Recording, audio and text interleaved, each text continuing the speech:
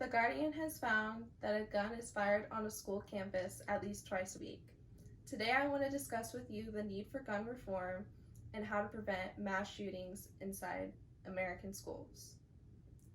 To understand the need for gun control, we must first explore the history, the causes, and then 3 solutions on the federal, state, and personal level.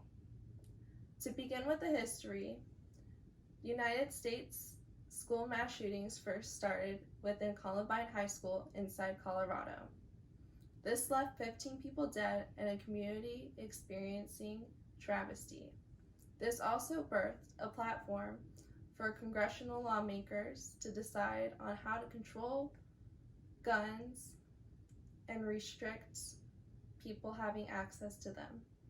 But while they were arguing with what would infringe on Americans' rights to bear arms, this just allowed for more mass shootings to occur inside American schools.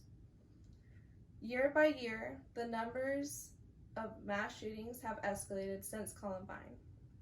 The Washington Post states that more than 240,000 students have experienced gun violence at over 200 schools. This has left 147 children and people killed, as well as 310 people injured. So, what causes them? Everytown Research, which is a nonprofit dedicated to the reforms of gun control, has explored how gun restrictions have been swayed by gun lobbyists inside our legislation. After the Virginia Tech shooting, the National Rifle Association proposed to introduce more guns into schools in order to protect the students and faculty. This was met with a lot of opposition from colleges, especially those that represented students of minorities, since they are disproportionately affected by mass shootings in schools. This also nationwide had left 89% of police chiefs voting against any kind of gun within campuses, 94% of academic workers against the thought of guns entering their campus, and 79% of students felt unsafe at the thought of guns being present on campus. Another cause of mass shootings is that once warning signs were displayed by a child that they were going to commit a mass shooting, there was no way to report them.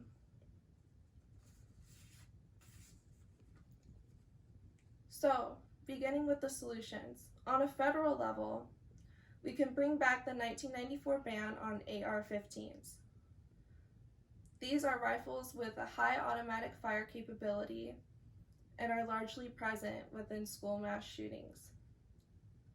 CBS News says that 8 million AR-15s are owned by Americans, which allows shooters access to those guns. A lot of gun stores have banned selling these kind of rifles.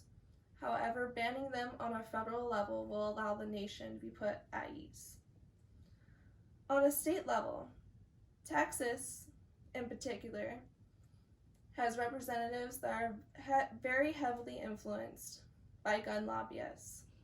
So the first thing they can do is cut ties with them. They can also reverse the NRA bill, which allowed guns onto campuses of our schools. They can also reform Texas background checks to be more stricter for people to own guns.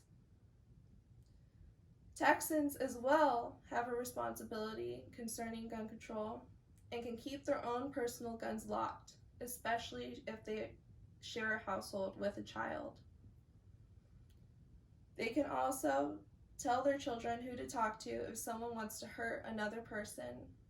And Texans can also donate to nonprofit organizations that are dedicated to reforming gun control laws. They can also talk to their state representatives.